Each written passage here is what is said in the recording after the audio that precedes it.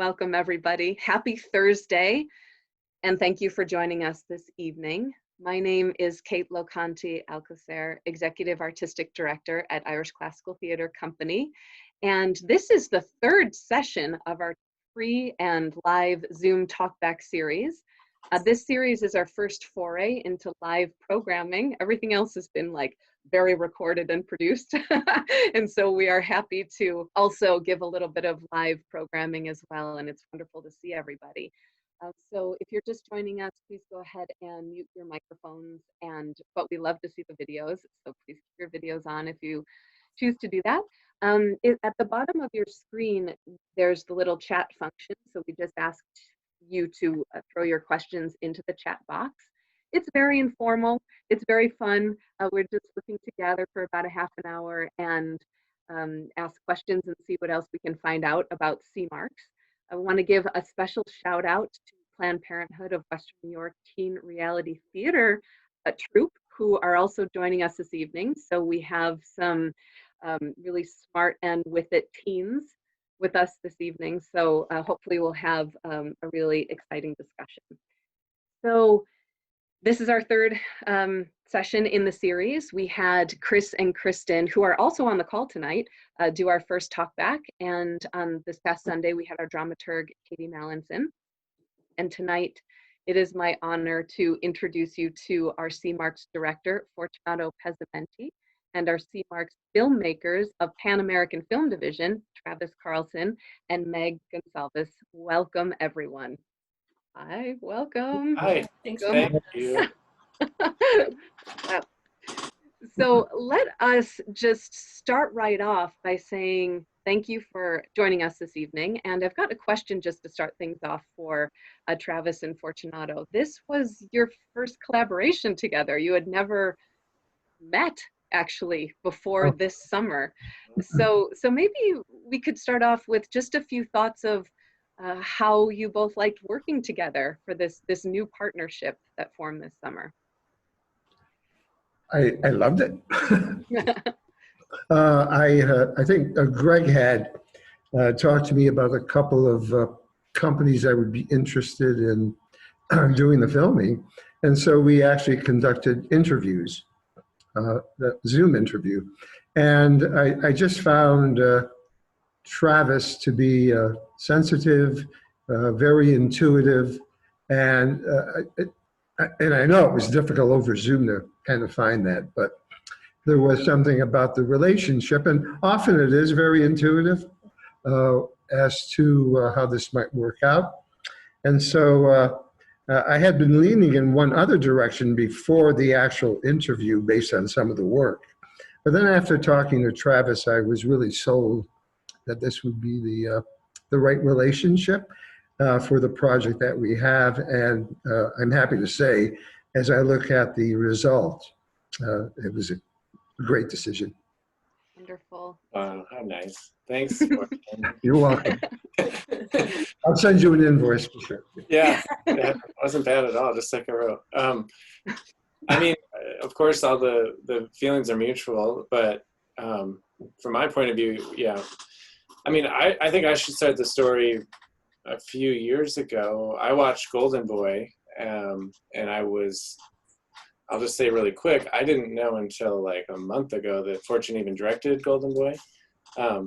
So it wasn't like anything like, I wasn't able to be starstruck, but at the time when I watched Golden Boy, I was actually telling Megan, like an intermission, that this is like a film, at least, and I say that to say like there's a quality level here that matches what we would expect to see in a movie theater, which I thought was fantastic, and that made me actually reach out to Irish Classical and see if they were ever be interested in filming a project. So then when Greg sent a message to me a few months ago at the beginning of the middle of the pandemic,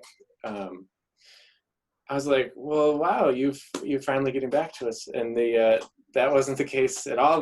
Those connections hadn't been made, but we all, through karma, got together. And I ended up working with the director of Golden Boy. with the theater company that I was so impressed with, making a film of it, which so it's a very interesting journey of people, I guess the ultimate example of serendipity.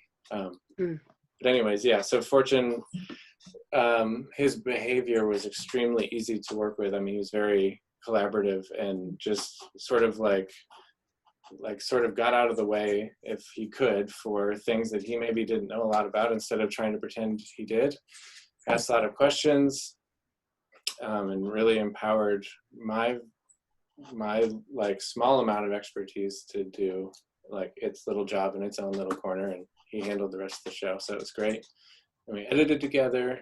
I mean, I would say the same for Greg too. He was a huge part of this.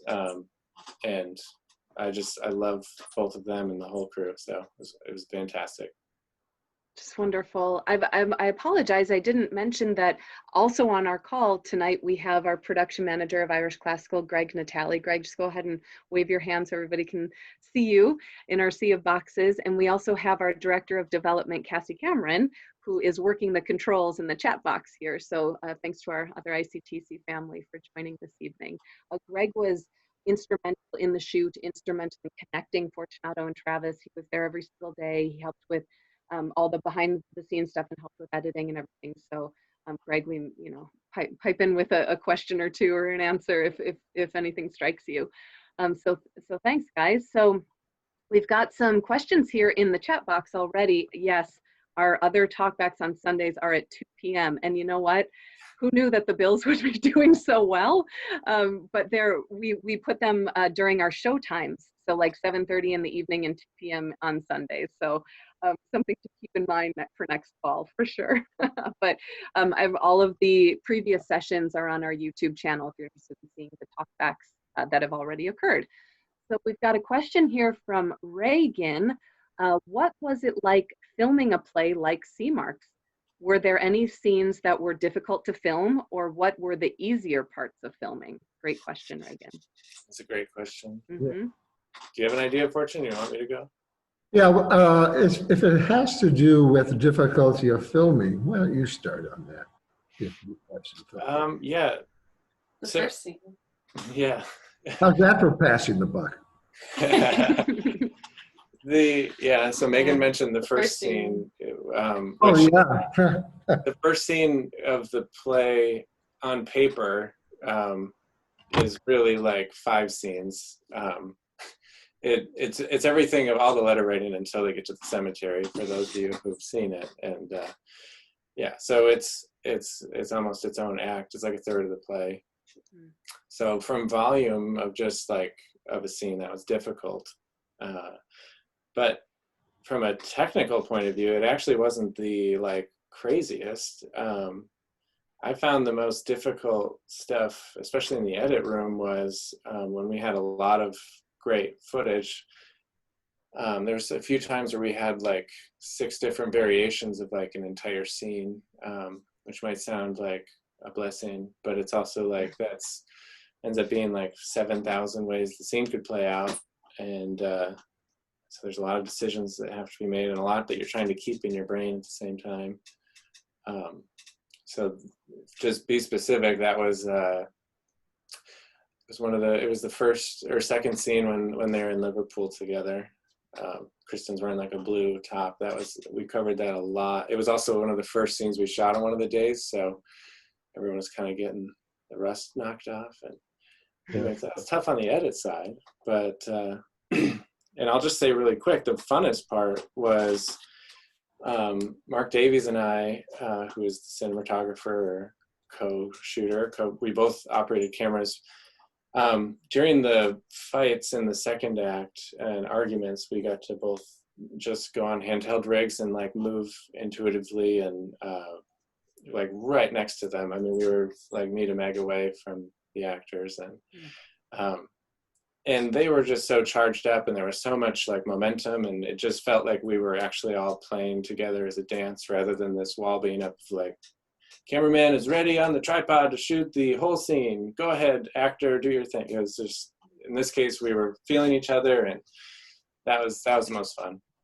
Yeah, it was great to watch when Kristen takes the books down off the bookshelf and Travis trying to get in that shot and follow the books and their choreography together. It was great. I love that moment.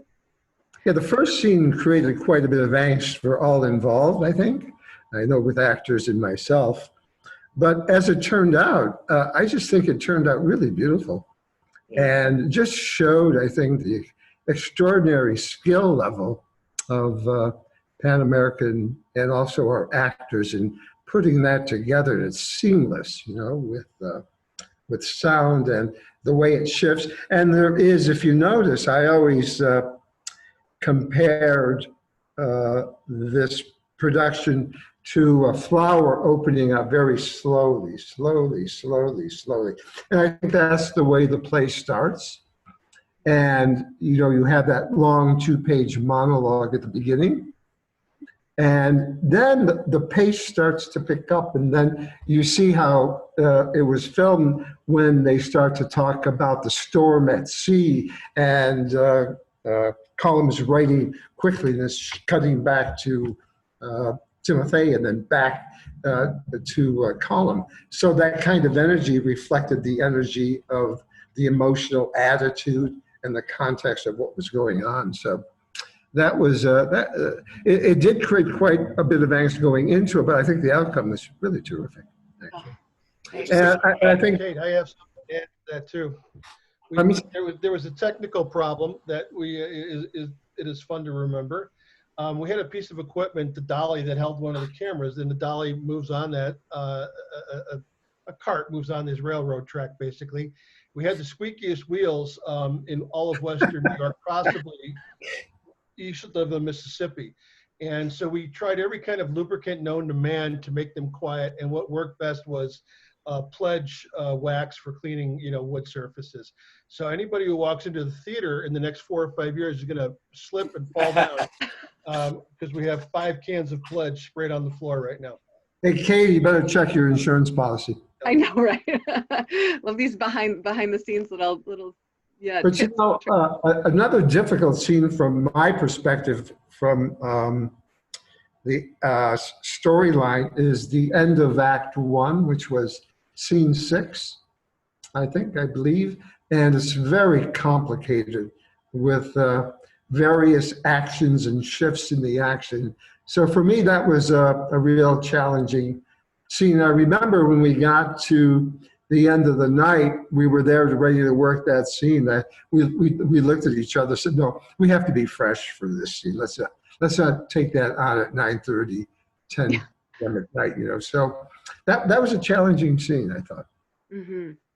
We've got a lot of questions here in the chat box. So I'm gonna start reading them out here. So thanks everybody for adding these. So I can just address about kind of the plan to do another one, because that's come up a couple times. The short answer is that we would love to do another digital production, and we are hopeful to. We right now as a company have to let the run of this one end, and to kind of address some reporting and such, and kind of you know, go over the process, and then hopefully make a decision for the spring. So we are hopeful, and we will certainly communicate with everybody when that decision has been made. But you know, if no one minds saying a little prayer for us, we would be grateful, because we would love to do another one. We had such a fabulous time working on this. Okay, so we have a question about the talkbacks are all on YouTube. The previous 2 are on YouTube now, so and this one will be very soon after it's recorded. Okay, so we've got a question from Anaya. What was it like trying to film this during COVID? What are the challenges you faced, if there were any? Would like Greg? to take it. Greg, why don't you start us with that one? Yeah, sure. There were plenty of challenges. The first thing that we had to figure out was to get the smallest number of people in the room. So since we filmed it in the theater itself, and Pan American came in with the smallest crew that they could. We brought in the fewest number of people that we could from the traditional theater side of Irish Classical. We kept as many people in the lobby as we could while we were filming. And then we just had a real strict No one talks to, touches the actors except for Fortune and hair and makeup. And they were immediately kind of whisked off the set anytime they weren't needed to be in front of a camera, into a dressing room that was cleaned like every day, sterilized for them. So, you know, that, and the rest of it was the same checks everyone goes through, you know, the thermometers, fill out the report about where you've been the last 2 weeks and that kind of stuff. And then myself and one of the assistant stage managers basically were always walking around with the hand bottle of sanitizer and just squirting everybody as frequently as we can. And to my knowledge, we came out of it all healthy. Mm-hmm. There's so many, you know, parameters put in place, all of the screening, all of the temperature checks and all of the forms and everything. It was rigorous. Greg did an incredible job making sure that we had enough supplies, masks, gloves, sanitizing and everything. I always joke that it felt like the last scene of ET, like it was like very sterile. Everything was extremely sterile. So, so we did everything by the book. It was challenging for sure. It added a layer to things that was not always, you know, pleasant to deal with, or didn't help time constraints, but we did. That's right. Yeah. We managed. Art prevails. So we've got another question here from Uncle Morris. When the story began, I did not know where we were in time. The costumes suggested an earlier period. Was this intentional? I can speak to this quickly first, and then if anyone wants to take it. The Column's costumes are kind of timeless because the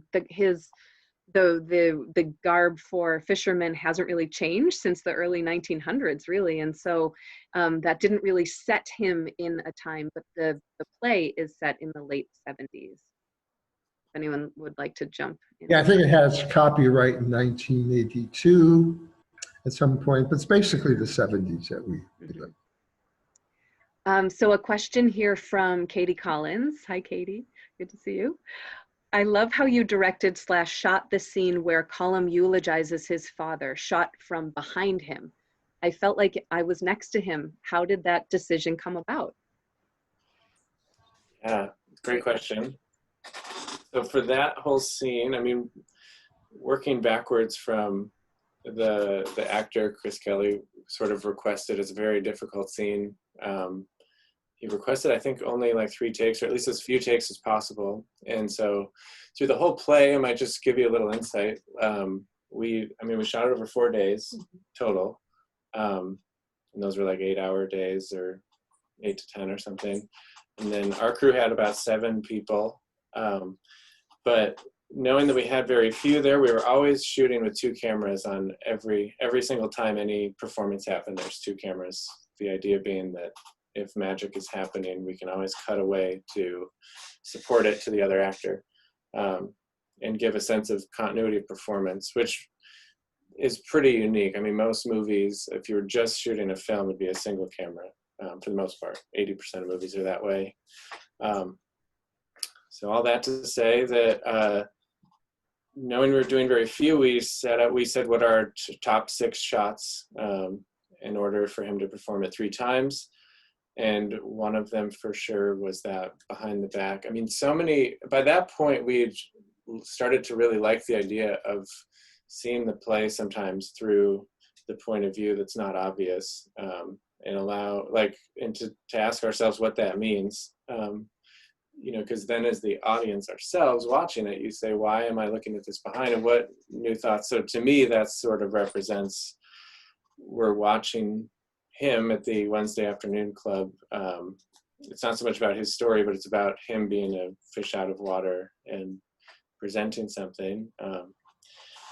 And yeah, it's really fun to be adaptive on set too with lighting. I mean, we're just being in performance, so in some ways we were inspired at the time as we made those decisions. The lighting looked fantastic, the way from behind with the single light on him. So, you know, maybe it would be good to let those here know that we rehearsed the play for 4 weeks or so.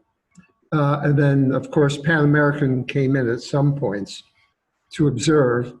And then the 3rd week, we were, again, just by ourselves, the actors and stage management, myself. And then we came in for the shoot for 4 days of shooting. So that was the overall structure.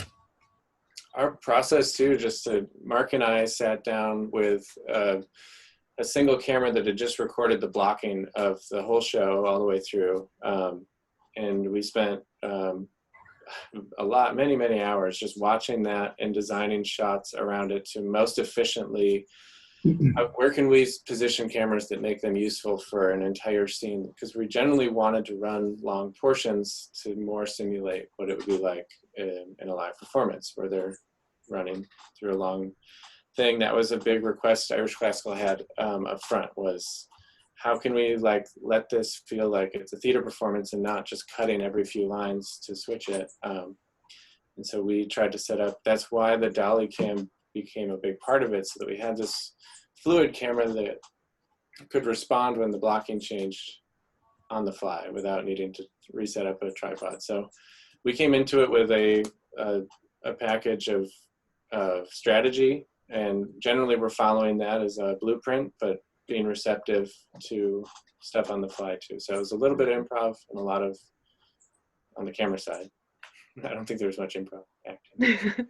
And Katie, to your point of seeing Chris from behind, we had several conversations early on about wanting it to feel like folks were in the Andrews. So I think the decision was made to show the backs, because that does happen when you're sitting in the Andrews watching plays, see all sides of all of the actors. We also made the conscious decision to show the first row of seats or the ramps or the lighting instruments to remind people that they were in the theater with everybody during the film. So yeah, it's great. Yeah, a viewer made the comment that she felt as if she was peering into the action, that she was there and I think it was even Michael Rabici who said that when they're on the floor, we're on the floor with them through your camera work. Yeah. So that idea of, Irish Classical does have that feeling, like you're looking into a room, you're peering in, you're observing very intimate relations and all of that. So we did try to capture that with the shoot. Thank you for that great question. We've got another one here from Angel. What lessons will the director take from working on this project into his future after COVID-19 is over? How is the collaboration process different from your other works? Well, I think, how will it, I think my future is quite limited, actually. Don't say that. Well, it's just the age. I'm just kidding about that. But it was really, I know that as I went through the process, I had to adapt, because in talking to Travis, basically a direction I had early was just rehearse the play the way you see it. And during the first week, I saw that, and then I realized, well, no, this is not the same thing. And that some of the blocking, as if it was a play to a live audience, was at some points unnecessary and too diffuse. And so once I got into the second week, I started to look for different contexts of the actors tighter, closer together. The reason they hit the floor that one time, because the week before where we had that stage, they were on their feet, there was space between them. It took that week to adjust to what I think this might be beneficial to the shooting of the play, which was a lot tighter, giving it a more clear context. So that was interesting as far as my own growth, and something to look to the future for. We've got a good question here from Mel. Why did we choose this play? Tell me what I missed. Why isn't this story a trope? Two people can't make a relationship together from such different backgrounds and values. Well, we are living in some uncertain times, impermanent times. And I think we have to begin to reevaluate how we live. How we love, how we work. Look at how we're working right now. And I think that certainly with Colum and Timothea, There's a tremendous amount of love there. But is one of the questions I thought the play asks, is it only through our common prescriptions, say of marriage or partnership, that a truly complex emotional life can be lived? That's a rhetorical question. I think in this day and age, there has to be maybe an examination of all that, and yet the answer may not be there. So you may think this is impossible, but we're living in a very different period of time right now. And so maybe I do have that note in the director's note, where the Hopi Native Americans think you cannot cling to the shore anymore in this day and age. You have to go out into the middle of the stream and ride the waves, and even though the water is rough, you have to learn how to ride and surf the waves. So I don't see it as an ending, but as I put in the note, an unending becoming. We don't know. As right now, the future is certainly unpredictable for all of us and all that, and how we live today. So that'd be my answer to that.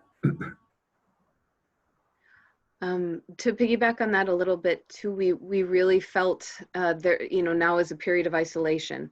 And so for connection through isolation, to see how it happened, in the past before we could do things like this through letters, but that folks are really wishing and wanting for ways to connect through distance, even if, like, Cassie and I live not too far from each other, but we are on this call together, to find different ways of connecting now during the pandemic. So to us, it felt very timely as well. I think a question also arises, where can a person find their true nature? Is it in retreat or in relationship? And you see Colum even making that statement, I do love you very much, and I suppose I'm dying a little inside. And where he finds his creative outlet is in solitude, in the writing of the letters. So that's an interesting question, the idea of relationship versus the idea of solitude. Mm-hmm. And often it's in solitude that we find the creative self. Absolutely. A great question here from Megan. During the scenes where Colum and Timothea were communicating to each other through letters, were they on stage at the same time? It's a good one. Great question. I'd like to take that one. Yes.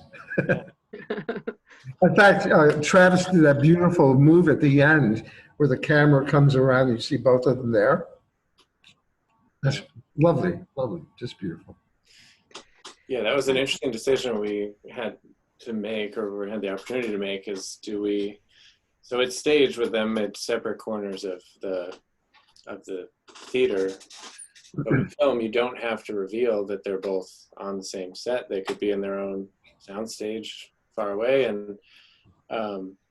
and through talking with Fortune, we decided that it makes more sense to keep them starting as lonely as possible, and they're really tiny in their shots, as small as we could make it, the widest lens, farthest away, trying to say that these two people are little, just feeling like their world is massive around them and they have no one with them. And as he said, it's a slow opening or blossoming, but throughout the play, and throughout that first scene, we're not only getting closer to them, but the camera is getting more responsive to them.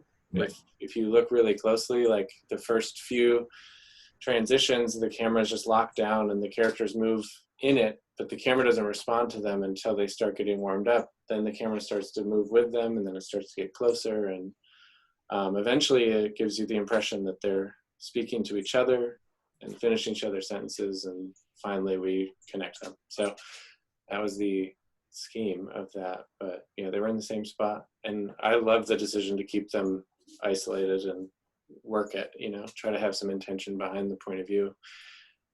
I say it so much to the theater crew about like what's different, but like in film you are telling the audience where to look, and in theater you're also telling them, or you're suggesting maybe through your blocking and such, but so it's fun. It's a whole new tool to have It's a There good was question. also a lot of layers put into the thinking about the color and the lighting.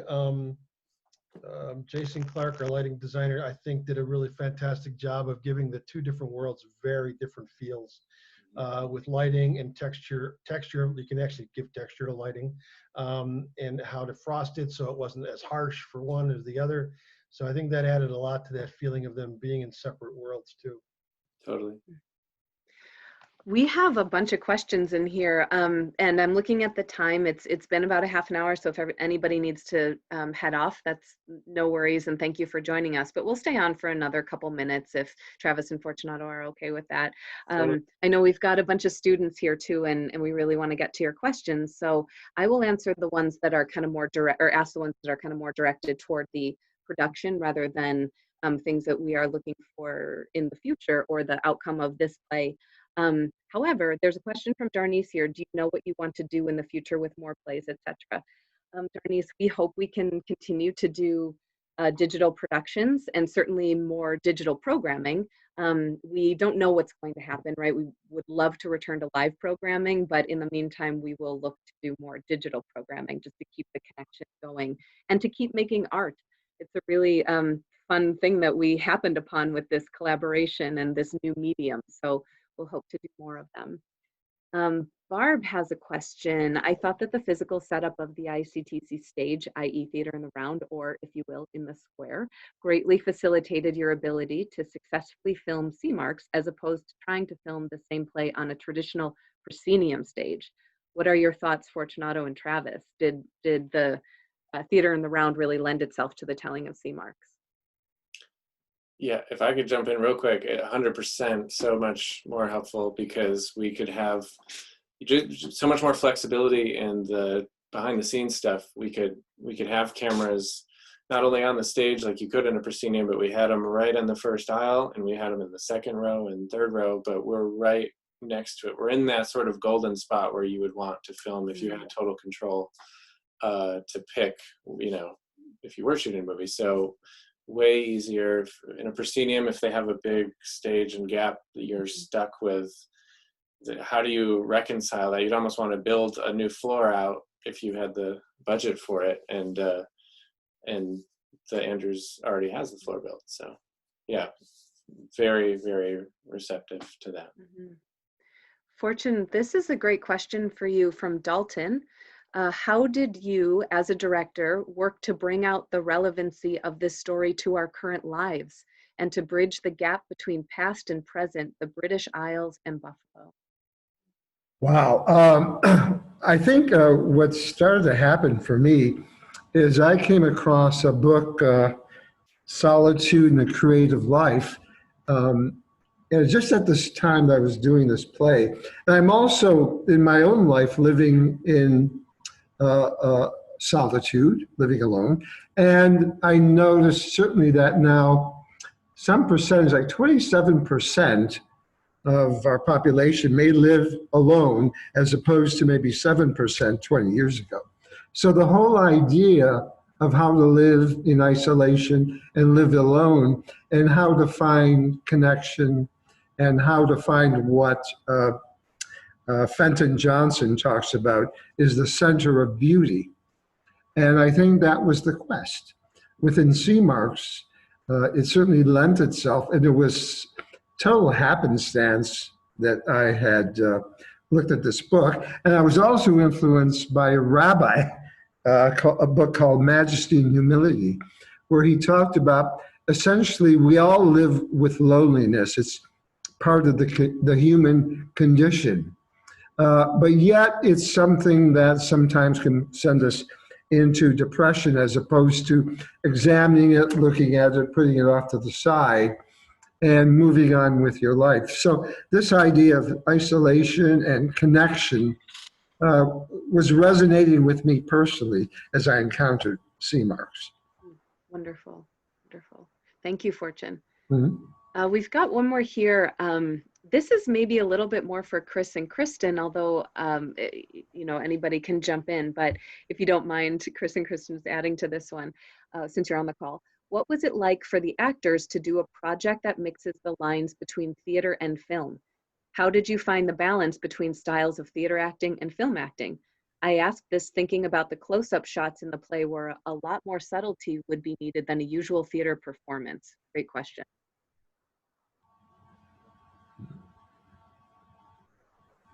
Kristen, would you like to jump in? Yes, yes. It was a great workout. I really got to stretch. No, I really got to stretch myself in ways I'm not normally stretched. And there are certainly differences. I mean, I found the core to be the same. You know, my approach to acting was pretty much the same. But we were aware that the cameras were going to be very close at times.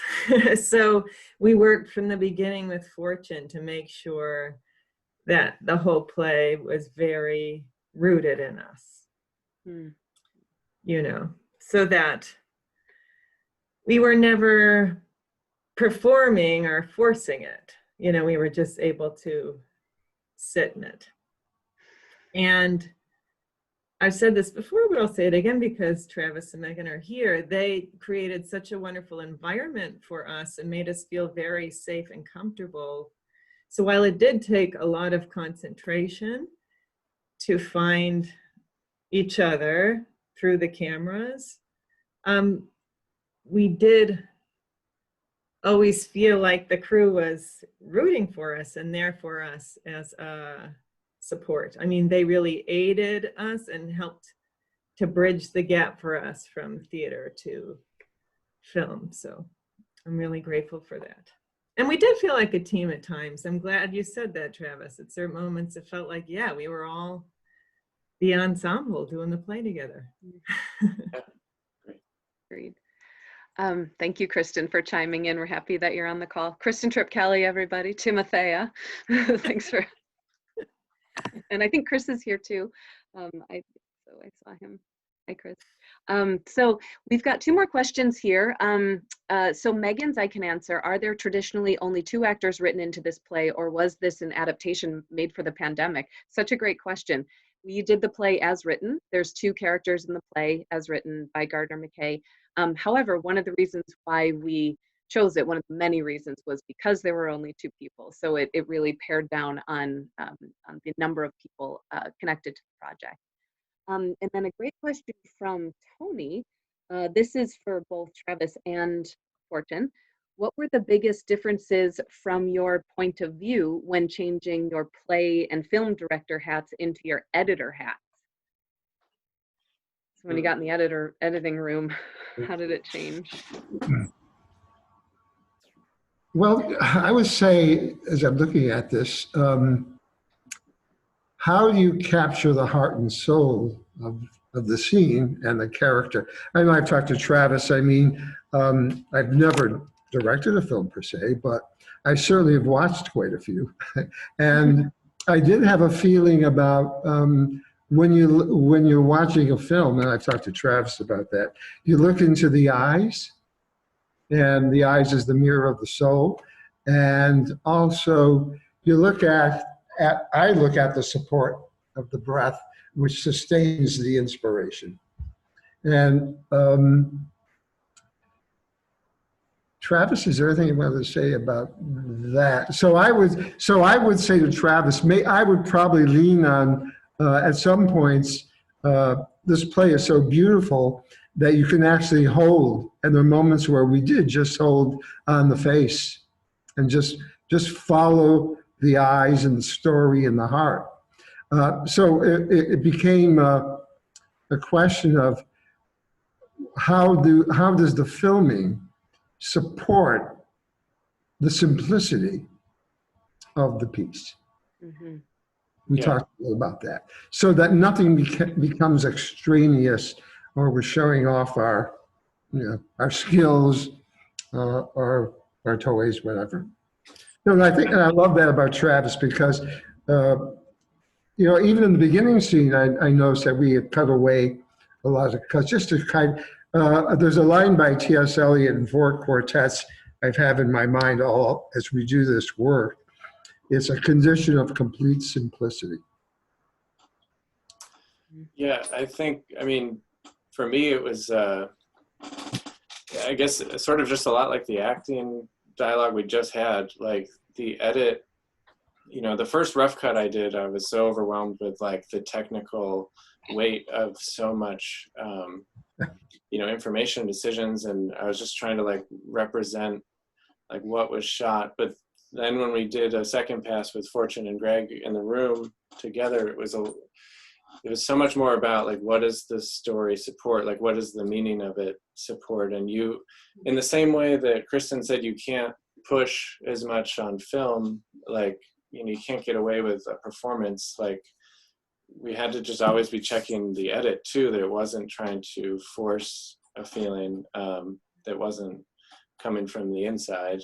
And I would also share a really interesting quote that I have no credit for, but one of my favorite directors, Derek Cianfrance, says this is, when you write something, you're dreaming, and when you film it, it's like life and you're living it. And then when you edit, it's like murder. You're making these decisions to just destroy or get rid of things that you love that don't work. I think every single decision we made in the edit was to simplify. It just reduce and reduce and reduce and reduce to its core. I don't think we did any like adding more cuts or getting new shots in. It was a lot of stripping things down and bringing it back, which is a great sign. Mm-hmm. Hey, can I just drop in something that I realized that, you know, the process for Travis was extraordinarily time consuming to take hundreds of hours of footage and put it into a rough cut. And he's underselling the total mountain of work that he did to give us a rough cut. Just so let's you know, pat him on the back for that. And then I think too, in the room when we were working on the second pass, I think Fortune hit a stride with him, that the two of them really got into sync, and you know, it was fun to watch them. And you know, Fortune every once in a while would look back at me, and we'd look at each other and we'd nod and go, that was pretty damn good. And then there'd be these little moments where you're dissecting by half of a second about, let's go back a half a frame, let's go forward half a frame, and that level of decision making is what happens in that process. Just, I don't know if people know that. Yeah, Travis and Greg were really impressive in that phase of it. I just remember when she held the poster, and you're going, Travis, can you get that little jump out of it? And then there's another little, I'm going, holy, no, I won't say the word, but that was so detailed and so perceptive in cleaning that up. But that's the kind of, I think, attitude that was brought to this project, is that kind of. Yeah. That was one of the best editing rooms I've ever been in my life. There was no ego in that room, and that was incredible. Wonderful. I love the context. You know, we see the play, or we see the film, and we see all of these things, but we have no idea of the hard work and toil and hours and sleepless nights that go into. Oh, yeah, and you're questioning yourself. I found myself coming home, you know, questioning, looking things over. It's part of that whole process. Yeah, wonderful. A couple more, and then I'm afraid we'll have to sign off for the evening. Great question from John about the sound design. Was the music playing during filming or added in post? If it was live, what did the actors think about it?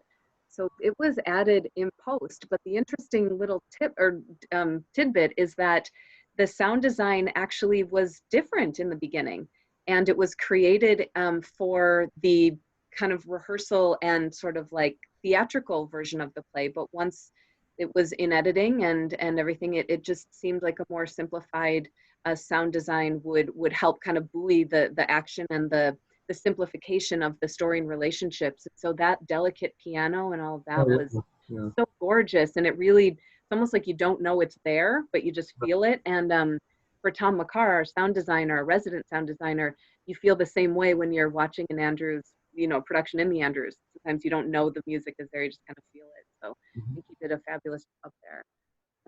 Got one more question here that we'll round out the evening with, from Matt here. Did you ever feel uncomfortable with how blurred the lines became between cinema and theater? Such a good question. I know some people feel very strongly that the medium of theater should be preserved as much as possible. even if it means avoiding something that might supplement the final product? Great question. Hmm. So did you feel uncomfortable I about think, where it lived in think, between? you Yeah. know, it's what's that old adage, leap and the net will appear, or else you'll fall flat in your face. Um, we thought that we would just film the play. But then this started to take on a different kind of life as we were able to, set up the second act and continue from there and stop and go. So it started to become something other than maybe I had originally thought. But it ended up to be a beautiful blend, I think, of theater and film without cheating either aspect of it, is my view. And so I thought we actually came up and created something unique. And I think that's what you have to have when you're going into this, is to have an open, spontaneous spirit to see where it's going to take you. And for the sake of a better word, have an organic kind of, okay, how are we doing here? And that means you have to constantly be paying attention to what you're thinking, what you're feeling, how you're communicating.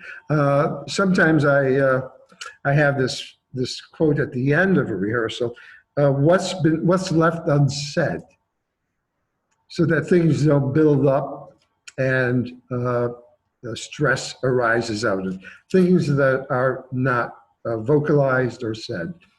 And I think that happened. I never felt I left the rehearsal without mentioning something that I needed to say. Wonderful. Travis, thoughts on this? Yeah, I don't think I ever felt uncomfortable. I mean, I was mostly like feeling emboldened by this step 2, where there's like so many new opportunities to take theater. I mean, both worlds are respected and because they both do different things, but they also, I don't think, speak the exact same language. I don't think you can just present a play on a screen in your living room or on your laptop and have it just automatically, like, no translation needed.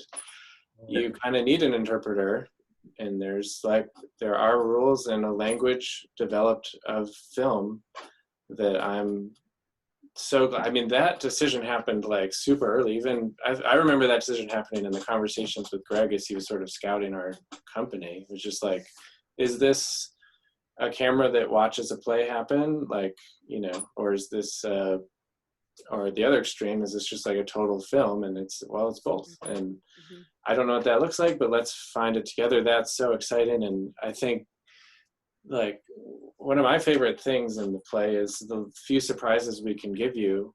You don't know exactly where the rules are and where physics are going to stop. We're in a theater, but it looks like there's rain on the window when he walks in, and it looks like we're in a theater, and it seems like we're watching from the first row for a long time, and then suddenly we're walking with Timothea as she's having a dream sequence. And so I think there's some level of interest in being able to surprise an audience in new ways.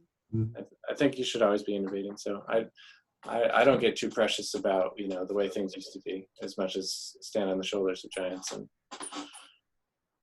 make movies.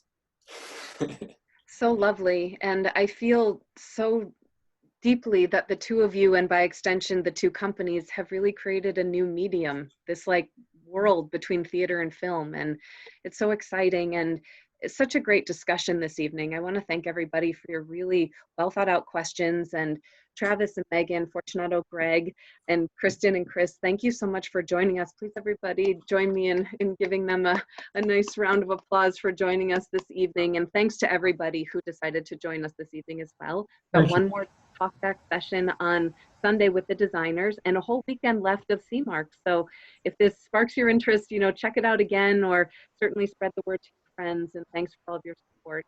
Thanks, everybody. Take care and be well. Thank you very much. We recorded this. It will be on YouTube if you want to see it again. Thank you and good evening. Bye-bye. Thank you all.